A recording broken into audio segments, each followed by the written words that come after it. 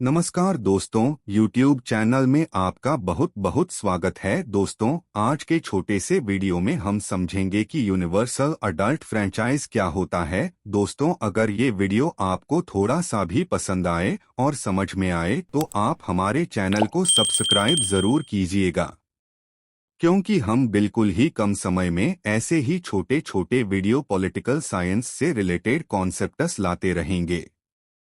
तो चलिए समझते हैं कि यूनिवर्सल अडल्ट फ्रेंचाइज क्या होता है। हेलो डियर स्टूडेंट्स, इस वीडियो में हम यूनिवर्सल एडल्ट फ्रेंचाइज के बारे में समझेंगे, यानी कि सार्वभौमिक व्यस्त मताधिकार के बारे में समझेंगे। तो इसमें आज का जो हमारा टॉपिक है ये सार्वभौमिक व्यस्त मताधिकार का अर्थ है। इसका मतलब क्या होता है सार्वभौमिक व्यस्त मताधिकार का, किन किन कंट्रीज के द्वारा कब इसको अडॉप्ट किया गया था, और वैश्विक स्तर पे अगर देखा जाए तो किस कंट्री ने सबसे पहले इसको अडॉप्ट किया था। तो इस चीज के बारे में इस क्लास में हम लोग समझेंगे। तो सबसे पहले अगर देखा जाए आज का जो ये हमारा टॉपिक है यूनिवर्सल एडल्ट फ्रेंचाइज के बारे में है, यानी कि सार्वभौमिक व्यस्त मताधिकार के बारे में। सबसे पहले अगर हम लोग बात करें सार्वभौमिक व्यस्त मताधिकार का क्या अर्थ होता है, तो इसका अर्थ होता है हर व्यस्त की अगर हम लोग बात करें, यानी कि अगर देखा जाए जो भी लोग 18 या 18 प्लस है उन्हें एडल्ट कहा जाता है। तो उन लोगों को बिना किसी डिस्क्रिमिनेशन के, बिना किसी भेदभाव के वोट डालने का अधिकार प्राप्त होना, उसे यूनिवर्सल एडल्ट फ्रेंचाइज कहा जाता है। तो महिला तथा पुरुष को बिना किसी भेदभाव के वोट डालने के अधिकार को सार्वभौमिक व्यस्त मताधिकार कहा जाता है। व्यस्त मताधिकार की अगर हम लोग बात करें तो जनता द्वारा वोट डालने तथा अपने प्रतिनिधियों को चुनने के अधिकार को व्यस्त मताधिकार कहा जाता है। इस व्यस्त मताधिकार की अगर हम लोग बात करें तो इसका अर्थ क्या होता है? व्यस्त मताधिकार को अंग्रेजी में क्या कहा जाता है? एडल्ट फ्रेंचाइज कहा जाता है, यानी कि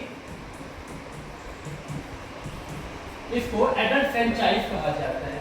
ये जो फ्रेंचाइज है ये फ्रेंच भाषा के फ्रैंक शब्द से निकला है।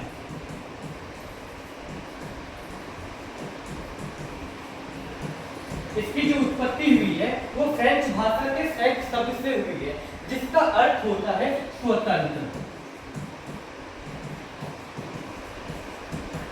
इसीलिए जनता के द्वारा जब भी अपने कैंडिडेट को वोट किया जाता है या उसका चयन किया जाता है तो जनता यानी कि वोटर पूरी तरह फ्रीडम, पूरी तरह इंडिपेंडेंट होकर अपने कैंडिडेट्स का चयन करते हैं, अपने कैंडिडेट्स को जो है वोट करते हैं।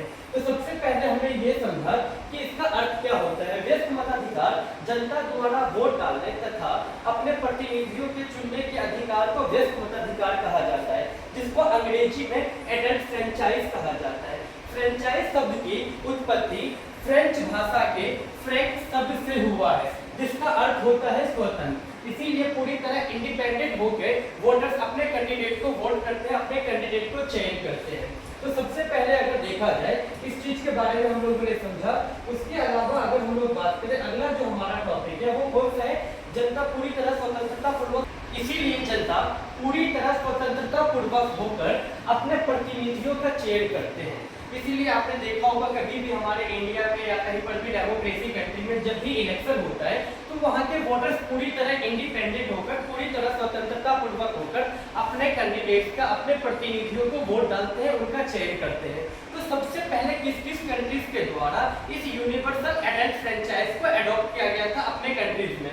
तो यानी कि सार्वभौमिक व्यस्त मताधिकार को सर्वप्रथम किस कंट्री ने अडॉप्ट किया था? तो सबसे पहले जर्मनी के द्वारा, जर्मनी राष्ट्र के द्वारा जो है इसको अपनाया गया था। उसके बाद अगर हम लोग बात करें सन 1936 में सोवियत यूनियन, जिसे प्रेजेंट में हम लोग रसिया कहते हैं, रूस कहते हैं, उसके द्वारा 1936 में जो है यूनिवर्सल एडल्ट फ्रेंचाइज को अपनाया गया था। वहीं भारत के संदर्भ में अगर हम लोग बात करें तो जब भारत का संविधान लागू हुआ था 1950 में, तो भारत के संविधान में इस चीज के बारे में बताया गया था, यूनिवर्सल एडल्ट फ्रेंचाइज के बारे में। सबसे पहले जर्मनी के द्वारा अगर देखा जाए, तो सबसे पहले अगर देखा जाए हमें क्या देखने को मिल रहा है 1990 में, यानी कि सन 1919 की अगर हम लोग बात करें तो यहाँ पर जर्मनी राष्ट्र के द्वारा, जर्मनी कंट्री के द्वारा जो है यूनिवर्सल एडल्ट फ्रेंचाइज को अडॉप्ट किया गया था। वही सोवियत यूनियन की अगर हम बात करें, सोवियत संघ की अगर हम लोग बात करें तो सोवियत संघ ने इसे 1936 को यूनिवर्सल एडल्ट फ्रेंचाइज को अडॉप्ट किया था। तो ये था हमारा यूनिवर्सल एडल्ट फ्रेंचाइज के बारे में और इसके संदर्भों को हमने